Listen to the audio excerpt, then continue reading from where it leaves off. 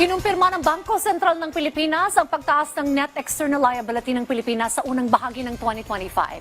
Samantala, PAGCOR, milyong-milyong pondo inilaan para suportahan ang deportation ng mga foreign POGO worker at ready-to-eat food packs ng DSWD na simulan ng i-reposition sa mga pantalan. Si Abby Malanday sa detalye.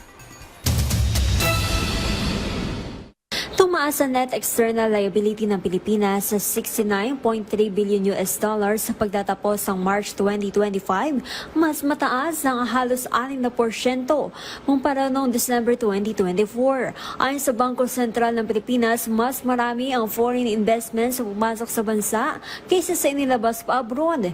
Pinakamalaki ang investment sa private sector at households na nasa 56.1% share. Sinundan ang mga securities and loans sa national government sa 28.6% share at sa banking sector sa 14.1% share.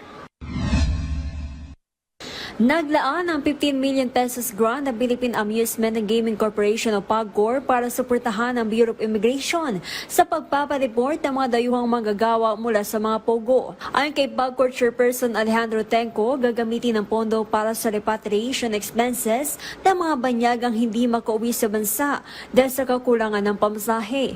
Bilang bahagi ito ng direktiba ni Pangulong Ferdinand R. Marcos Jr. na linisin ang bansa sa mga aktibidad na ilegal dulot ng POGO.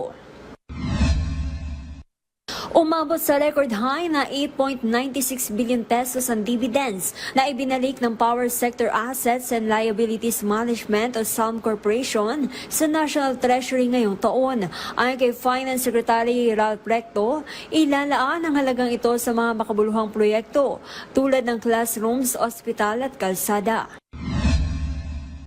Samantala, sinimulan na ng Department of Social Welfare and Development ang pagpreposition ng ready-to-eat food packs sa mga pantalan. Sa bisa ito ng kasunduan ng Philippine Ports Authority upang matiyak na hindi magugutom ang mga may stranded na pasahero tuwing masama ang panahon sa iba pang sakuna.